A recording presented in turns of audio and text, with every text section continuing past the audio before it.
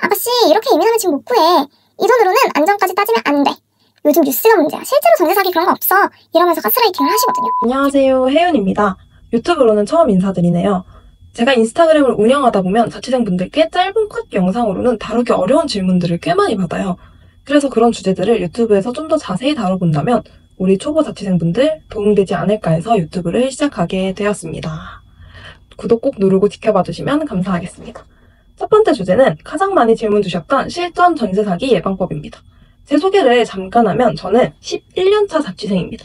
개인적인 사정으로 17살 때 고시원에 첫 자취를 시작을 했고요. 3년 동안 고시원에 살다가 대학 기숙사에서 1년, 그 후로는 전세방에 계속 살고 있습니다.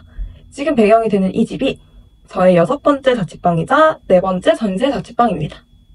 재작년쯤부터인가 전세 사기에 대해서 더욱 이슈가 되고 있어요. 사실 저는 2016년부터 전세로 살았고 심지어 그때가 20살이었는데 혼자서 전세 대출을 받아서 계약을 진행했어요. 그러다 보니까 저 스스로를 못 믿겠더라고요. 그게 한 8천만 원짜리 집이었는데 사기당할까봐 굉장히 공부를 많이 했습니다. 지금도 전세 계약할 때 긴장을 많이 하는 편이에요. 그래서 그동안 제가 어떻게 안전한 집을 구하기 위해서 노력을 했는지 여러분이 따라할 수 있는 것들 위주로 다뤄보려고 합니다. 한 가지 시청할 때 주의하면 좋을 점은 제가 오늘 알려드리는 방법을 모두 따라한다고 해서 100% 안전한 집을 구한다는 보장이 있는 건 아니라는 거예요.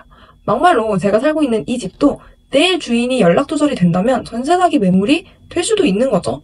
그러니까 내가 뭔가를 잘못해서 피해자가 되는 것은 절대 아니라는 거예요. 다만 최선의 노력을 해야겠죠. 그러니까 전세방 구하려고 고민 중이시라면 오늘 제 얘기 한번 들어보시고 도움이 꼭 되셨으면 좋겠습니다. 오늘 설명드릴 내용은 총 4가지인데요. 실제로 제가 경험으로 배우고 제가 실천하는 방식이에요.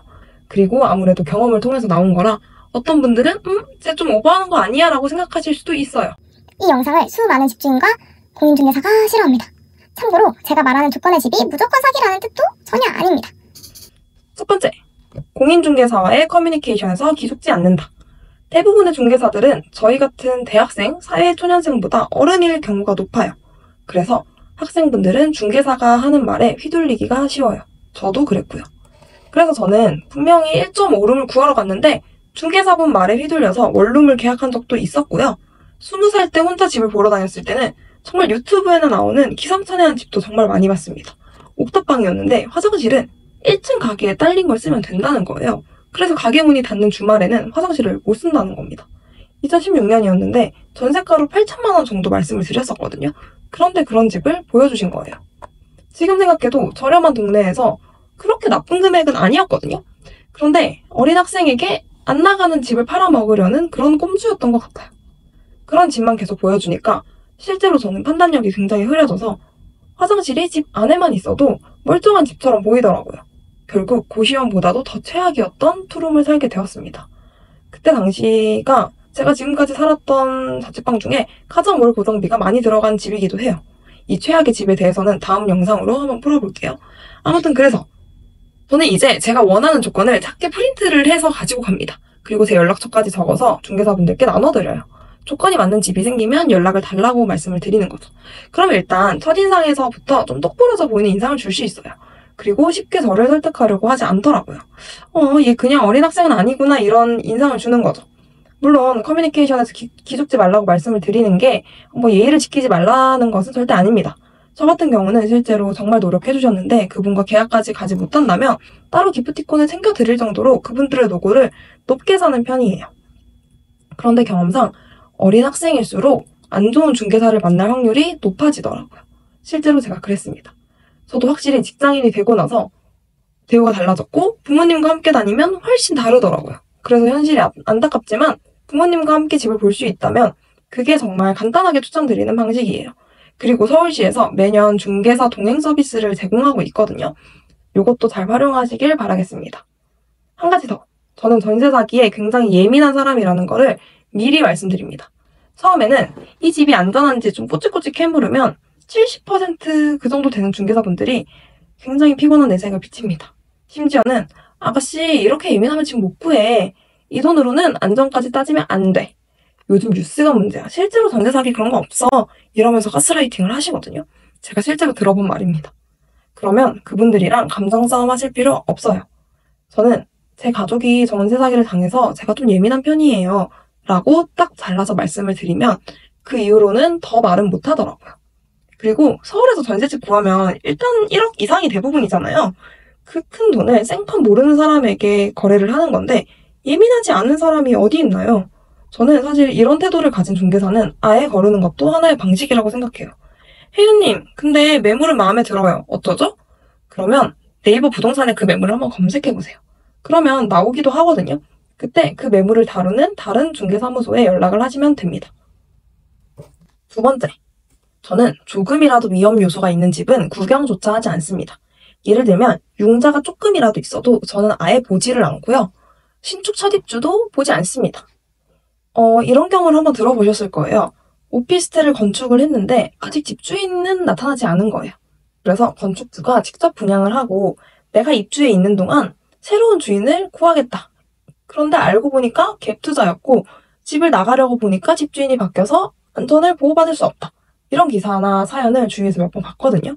그런데 그런 경우 중에 사실은 사기가 있을 수도 있고 없을 수도 있어요. 그런데 제가 판단을 못 하잖아요. 그래서 저는 그런 집은 아예 보기가 싫더라고요.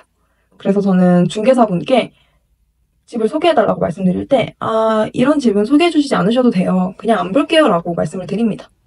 혜윤님, 구경은 할 수 있잖아요. 이렇게 물어보실 수도 있는데 구경을 하면 그 집이 100% 마음에 들 거예요. 왜냐면 신축이고 너무 깨끗해. 그리고 수납장도 너무 잘 돼 있어. 게다가 이런 리스크도 조금은 있으니까 가격도 생각보다 나쁘지 않은 거야. 그러면 사람이 계속 합리화를 하게 됩니다. 그리고 이런 매물에서도 사기가 아니었던 케이스는 굉장히 많아요. 그러니까 그런 사례를 계속 찾게 되고 결국은 그 집에 들어갈 확률이 되게 높아져요. 그래서 저는 애초에 보지 않습니다.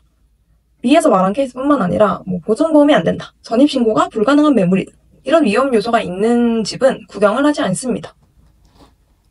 세 번째, 가장 중요한 등기부 등본을 확실하게 보는 겁니다.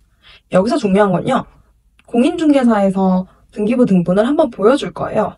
그때 꼼꼼하게 확인을 해보시면 되고요. 집에 와서 인터넷 등기소나 무인 발급기나 내 집 스캔 같은 어플들이 있죠. 거기서 내 손으로 직접 등기를 떼보는 겁니다.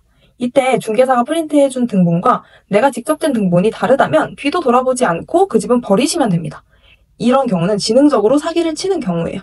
그런데 등기부 등본 내용이 똑같고 등본상 융자나 이런 것들이 안전한 집처럼 보이면 가계약을 하셔도 되는데요. 이때 오늘의 이 등기부 등본을 입주 시까지 유지를 해야 된다는 조건을 꼭 문자로 명시하시길 바랍니다. 그리고 본계약 1시간 전에 인터넷 등기소에서 다시 등본을 떼봅니다. 왜 이렇게까지 하냐면 시간차를 두고 가계약 이후에 담보대출을 받는 경우가 있어요. 아직 확정일자를 받지 않았으니까 집주인은 담보대출이 가능한 거예요. 그러면 무용자인 줄 알았던 그 집이 빚이 굉장히 많은 집으로 탈바꿈 할 수 있어요. 그리고 본 계약 이후에 곧바로 확정일자를 받으셔야 합니다. 그래야 효력이 생깁니다. 웬만하면 주민센터가 운영 중인 낮 시간에 계약을 하시면 좋겠고요. 저녁에 하더라도 인터넷으로 꼭 당일에 확정일자를 받아주세요. 마지막으로 기본적으로 중요한 내용 한번 정리해드릴게요. 입주 후에 전입신고 바로 하시고요. 보증보험도 꼭 들어주세요. 이런 거 돈 아깝다고 생각하지 마시고 서울시에서 보증보험 지원 사업도 매년 하니까 이 부분도 알아보시면 좋을 것 같습니다. 그리고 3달에 한 번, 4달에 한 번씩 꼭 등본을 새로 떼서 집주인이 변동이 없는지, 유동자가 갑자기 생기진 않았는지 꼼꼼하게 확인을 하시면 좋겠습니다. 그리고 이건 팁인데요. 저는 명절마다 집주인한테 안부 문자를 보내요.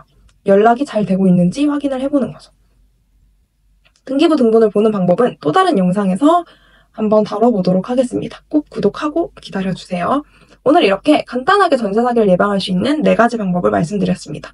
이렇게 한다고 100% 안전한 집을 구할 수 있다는 말은 아니고요. 마찬가지로 용자가 있는 집이라고 꼭 다 사기가 있는 것도 아닙니다. 저는 제 11년 자취 경험을 토대로 배운 전세 사기를 당할 확률을 줄여주는 방법에 대해서 공유 드린 거라고 보시면 좋을 것 같아요. 전셋집을 구하는 거는 내 인생을 송두리째 바꿀 수 있는 위험 요소를 가지고 시작하는 일이에요. 그럼에도 많은 사회초년생분들이 돈을 모으기 위해 월세가 아닌 전세를 구하려고 하고 그 마음을 너무 잘 이해를 합니다. 저도 그런 케이스고요. 그렇기 때문에 내 인생에 전세 사기라는 일을 겪을 리가 없어. 이런 건 TV에나 나오는 일이야. 이렇게 생각하지 마시고 꼭 꼼꼼하게 최선의 에너지와 노력을 쓰시길 바라겠습니다. 궁금한 점은 댓글 남겨주시면 제가 최대한 답변 드릴게요. 꼭 안전한 집 구하시길 바라겠습니다. 오늘 영상 시청해주셔서 감사하고요. 다음에 또 뵙겠습니다.